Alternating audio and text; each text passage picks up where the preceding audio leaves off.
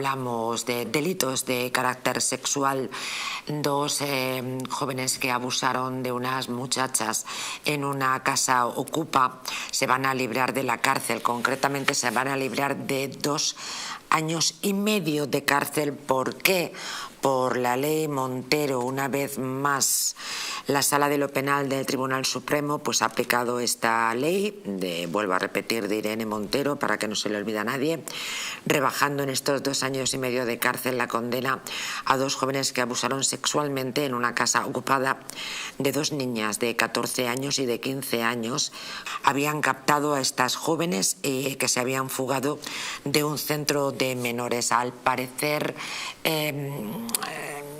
habían roneado con ellas, les habían hecho como algún regalo a cambio de algún encuentro. Pues estamos hablando de menores agresores, estamos hablando de menores víctimas, estamos hablando nuevamente de las redes sociales y de agresión sexual. O sea, la verdad, Jorge Vázquez, muy buenas noches. ¿Qué tal, María José? Encantado. Buenas noches a todos. Muy buenas noches. Aquí estamos nuevamente. Venga, 2 años y medio menos gracias a la ley de Montero. Sí, efectivamente. Esta sentencia tiene 2 lecturas o aprendizajes distintos.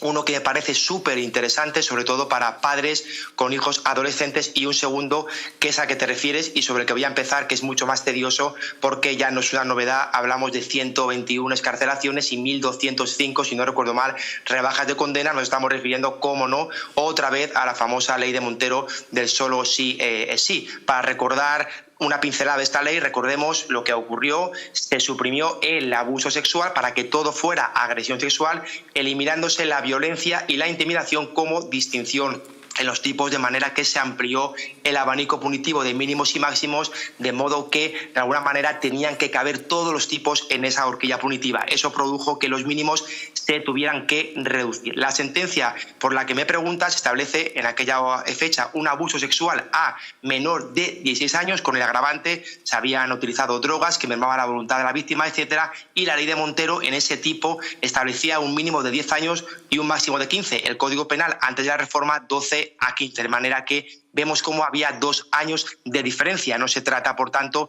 de hablar de fachas o fascistas con toga, sino de juristas de reconocido prestigio, además del Tribunal Supremo, que aplican retroactivamente una ley favorable y además bajo los principios de proporcionalidad y legalidad. Ahora bien, esa sentencia tiene algo muy importante, que es la aplicación de un atenuante, que es a lo que me refería al principio, que estableció la pena dentro de la gravedad en su grado mínimo, y que entiendo que todos los padres deben tener muy en cuenta, sobre todo, insisto, con hijos adolescentes. Primeramente, recordar, para que no lo sepa, que en España la edad penal sexual es 16 años. Significa eso que, ojo, con o sin consentimiento, no se puede tener una relación sexual con un menor de dicha edad, y hay que extremar las precauciones al máximo, despeñar todo el máximo de diligencia. No van las excusas que se oyen siempre en juzgados de audiencia de yo sabía que, pensaba que, me dijo mi prima, era amiga de, sino que tienes tú que desarrollar toda la diligencia exigible para saber qué edad tiene realmente el menor, porque estás jugando una pena de prisión. Si me apuras, incluso coger el DNI o pedir el DNI para verificar que es mayor, aunque sea por un día,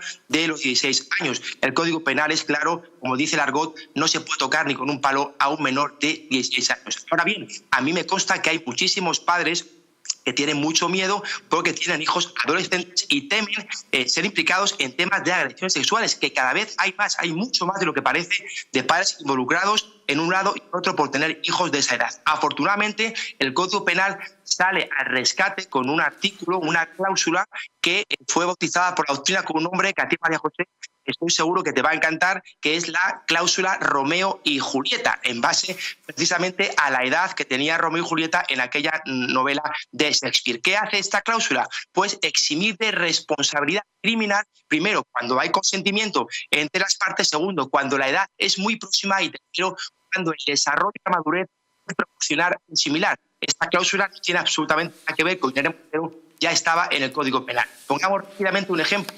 Una chica que tiene 15 años y tiene un novio de 17, 18 años, y su madre pues le denuncia porque ha tenido relaciones con ella. Esto a mí personalmente me ha ocurrido. Bueno, pues si hay una denuncia, al final, sin un procedimiento, se podría aplicar esta eximente completa, como digo, llamada cláusula Romeo y Julieta. En la sentencia por la que me preguntas, hay que decir que no se aplicó esa eximente completa porque consideró la sala que el hecho era tributario de pena y, por tanto, había que poner alguna, y lo que hizo fue rebajar analógicamente la eximente para dejarla en un atenuante simple, aplicar la pena en su grado mínimo y, por tanto, tenemos la pena que tenemos. Y para terminar, decirte que, lógicamente, hubo que reducirla porque al ponerse en grado mínimo y la ley de Montero ser más favorable, hubo que rebajarla 2 años y pico para que quedase en la ley, en la norma que tenemos, y, por tanto, terminar es otra estadística más de esta ley tan chosa, por decirlo de una manera, que es la ley de solo sí así, que no deja de dar disgustos. Sí, ella no está ya en el gobierno, pero su ley permanece. Indignaditos seguimos. Jorge Vázquez, como siempre, muchísimas gracias. A vosotros. Buenas noches. Gracias, un saludo.